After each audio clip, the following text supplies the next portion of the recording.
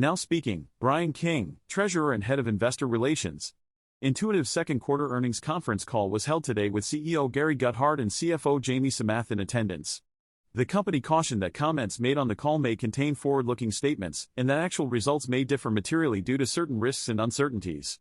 Intuitive's second quarter highlights included business and operational updates from Gary, financial results from Jamie, procedure and clinical highlights from the company, and an updated financial outlook for 2023. The company also provided an audio replay of the conference call on their website.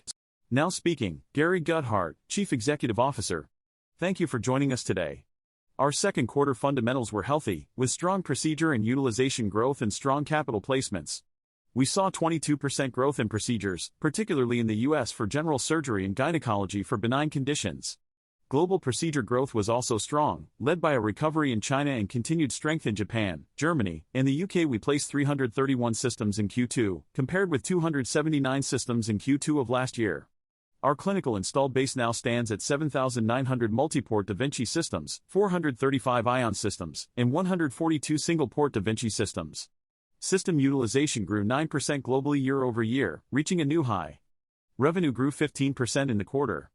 Our R&D efforts continued to build momentum in the quarter, including positive development milestones for our Intuitive ecosystem, including systems, instruments, accessories, digital tools, and new indications. We achieved several milestones for our single-port da Vinci system, including NMPA registration for Xi local production in China, completion of patient enrollment for our colorectal and thoracic IDE trials, launch of SP in Japan, and submission of our CE mark dossier for SP in Europe. We also installed our first Ion system in the UK and initiated first cases. We have initiated our Phase 1 launch of Case Insights, our name for our computational observer. Case Insights is a tool that works with the da Vinci system and hospital data to build AI models that find correlations between surgical technique, patient populations, and surgical outcomes. We do not expect material revenue from Case Insights for the next several quarters.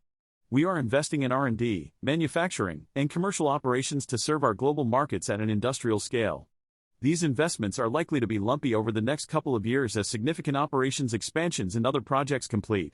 We believe our integrated business system is catalyzing our customers' goal of strong MES programs by servicing actionable and measurable steps. Our approach is scalable for us, too, working for our da Vinci platforms and for Ion and opening the door to future opportunities. Now speaking, Jamie Samath, Chief Financial Officer. Good afternoon.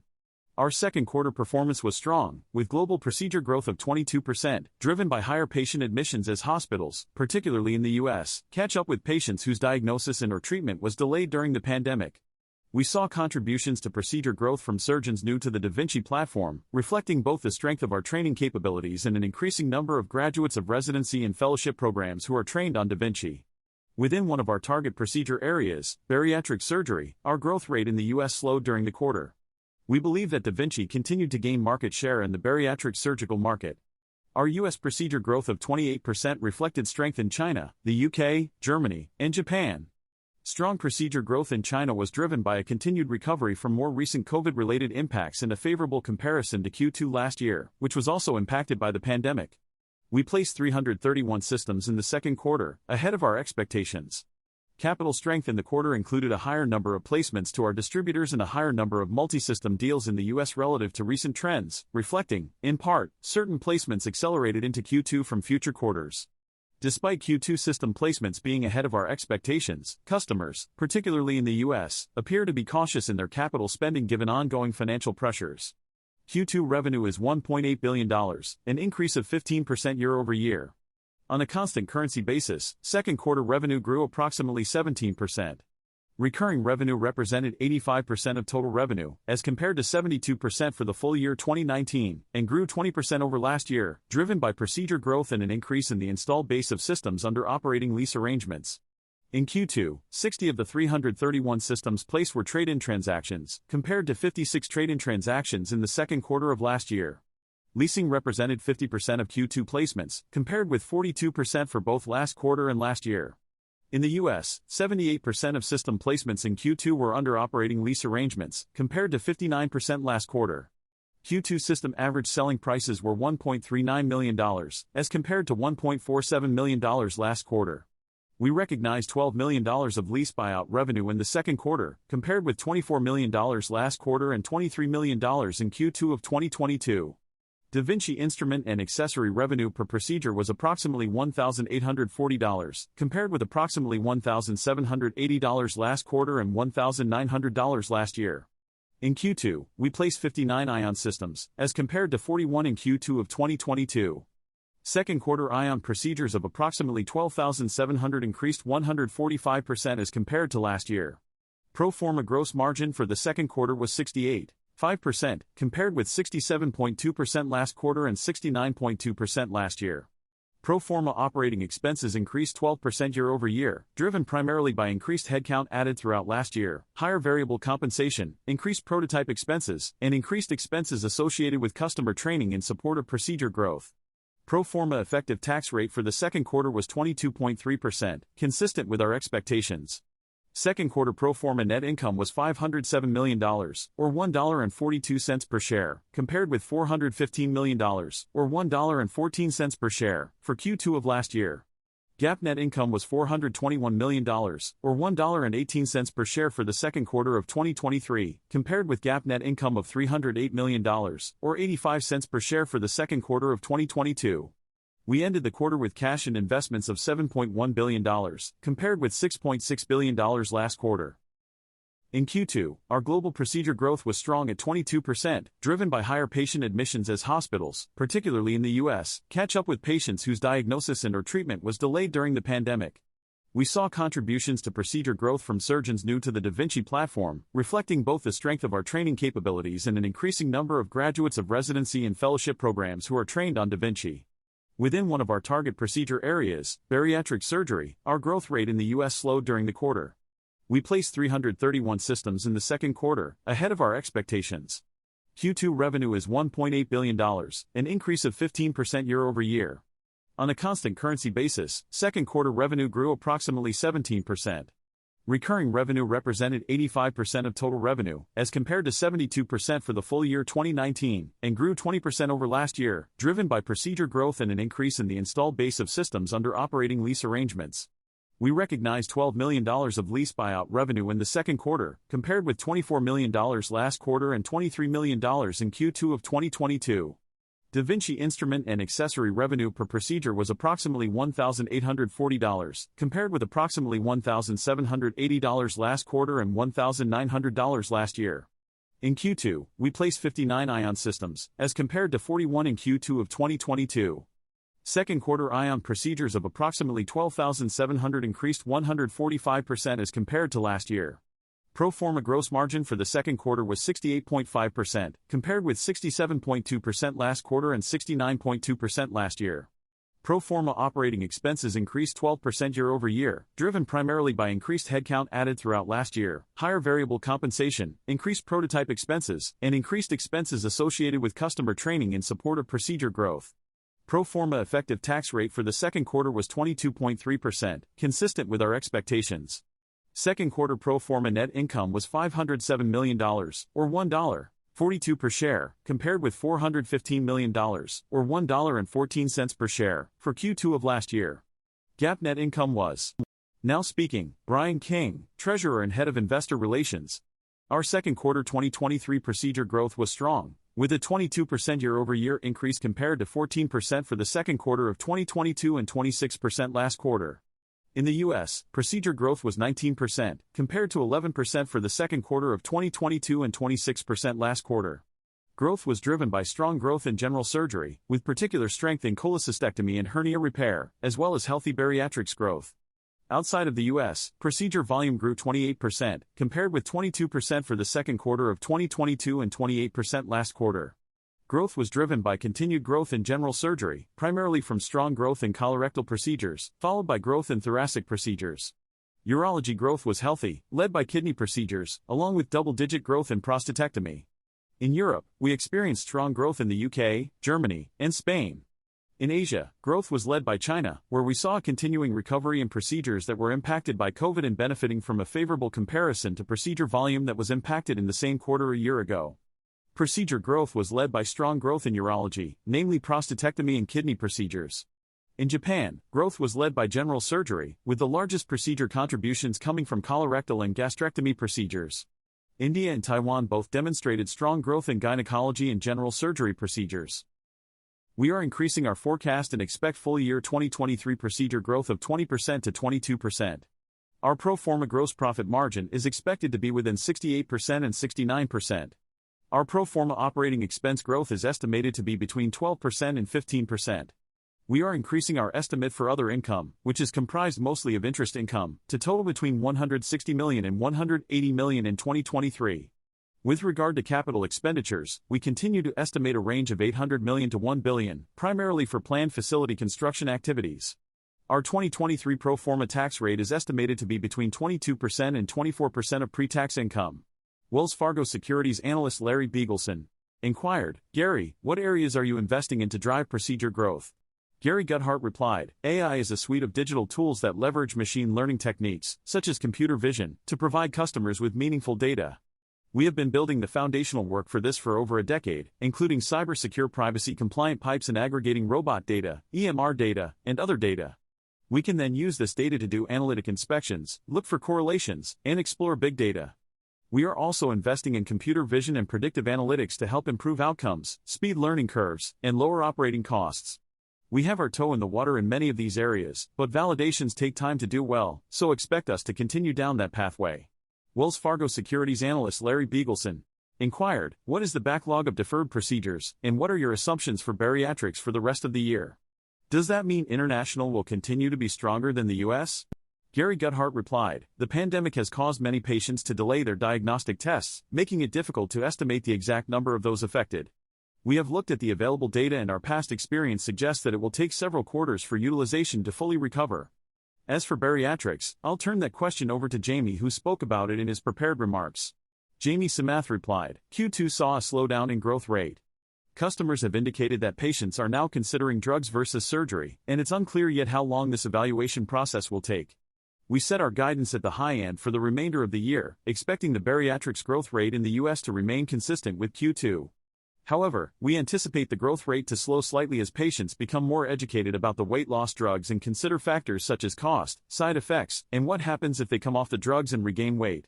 We are still early in understanding the longer-term impact, but customers have expressed confidence that there is a role for surgery and weight loss that will endure over time."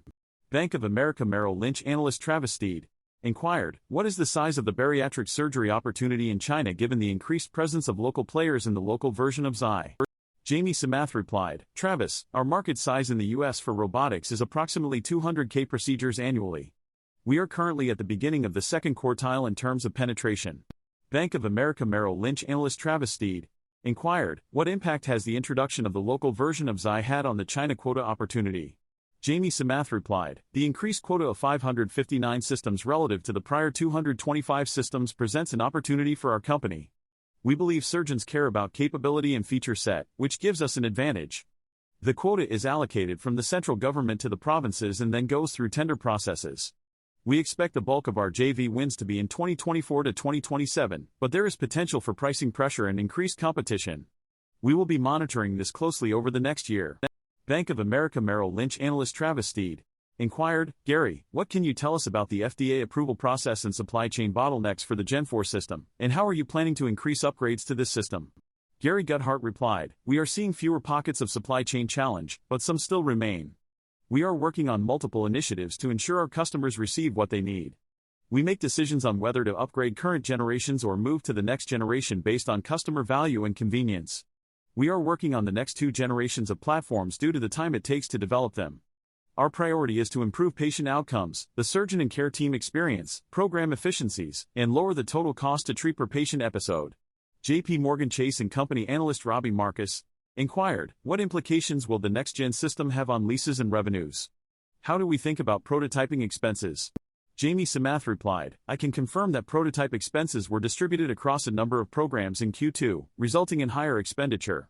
We have 2,000 systems under lease in our installed base, with a technology obsolescence clause that allows customers to change their existing lease to the lease of any new next-generation technology. The price is to be negotiated and I cannot provide any further details." JP Morgan Chase & Company analyst Robbie Marcus inquired, "Jamie, how are you maximizing cash flow and what are the priorities?" Jamie Samath replied, "Our capital allocation priorities remain consistent, investing in the business, acquiring technology externally, and returning cash to shareholders opportunistically. We've repurchased 12.6 million shares for $3 billion over the last 18 months at an average price of $234, which has served us well as we continue to grow in the robotics space. Stifel Financial Corporation analyst Rick Wise inquired, Gary, what kind of innovations are you prioritizing to make surgeons excited about Intuitive's products? Gary Guthart replied, I'm excited about the potential of our advanced imaging technologies, such as fluorescence imaging, image fusion, and data fusion. These technologies give surgeons the ability to see beyond the surface of the tissue and use preoperative MRI and CT scans in real time during the case. We believe these capabilities, combined with AI, machine learning, and machine vision, can help improve clinical outcomes and reduce complications. Stifel Financial Corporation analyst Rick Wise inquired, did the 5% price hike on instrumentation take effect on June 1st? Did it help the quarter and will it be a tailwind in the second half? Jamie Samath replied, Rick, in Q2 we implemented a price increase. It didn't take effect until halfway through the quarter, but we estimate it will have a $100 million impact on revenue and profit for the year. We expect to see half of that impact in Q2 and the full impact in Q3 and Q4. Gary Guthart replied, our motivation for the price increase was to share some of our efficiency and scale advantages with our customers. We have seen an increase in raw material and labor costs, but we have been able to offset most of that through our own efficiencies. We felt it was time to pass on some of those savings to our customers. Truist Securities analyst Richard Neuter inquired, Jamie, what is the rate of erosion in bariatric surgery growth trends that would lead to the low end of your guidance range? Jamie Samath replied, Rich, I'd say that we've seen a moderate steady progression in our bariatrics business between Q1 and Q2, and we expect that trend to continue into Q3 and Q4. The overall impact of this is dependent on the size of our bariatrics business. Truist Securities analyst Richard Neuter inquired, what procedure categories or geographies could lead to growth to offset any potential slowdown in bariatrics? Jamie Samath replied, we're seeing healthy growth in our largest 7 markets, with a focus on driving the adoption curve of procedures beyond urology. This quarter, we saw a 35% growth in that subset, which is consistent with what we saw in Q1.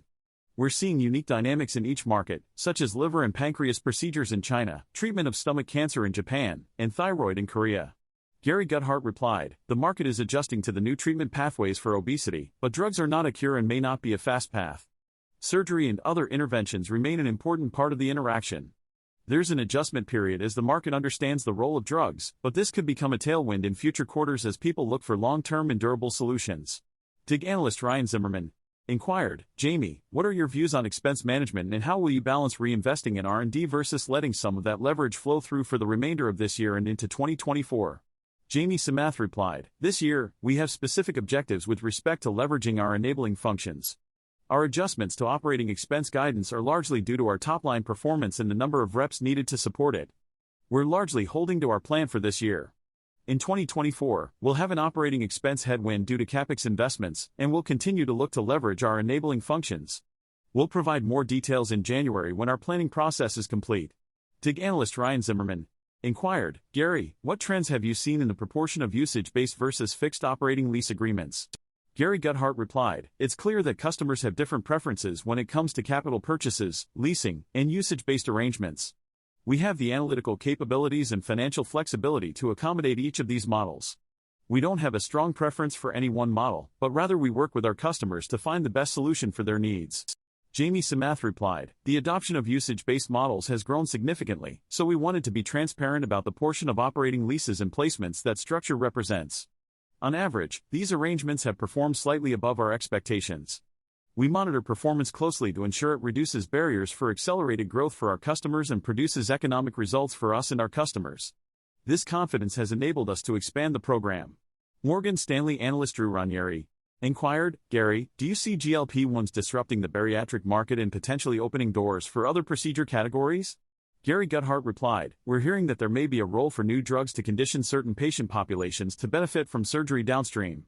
The literature suggests that some patients may start the drugs, but find the side effects, costs, or lifestyle changes too difficult to sustain.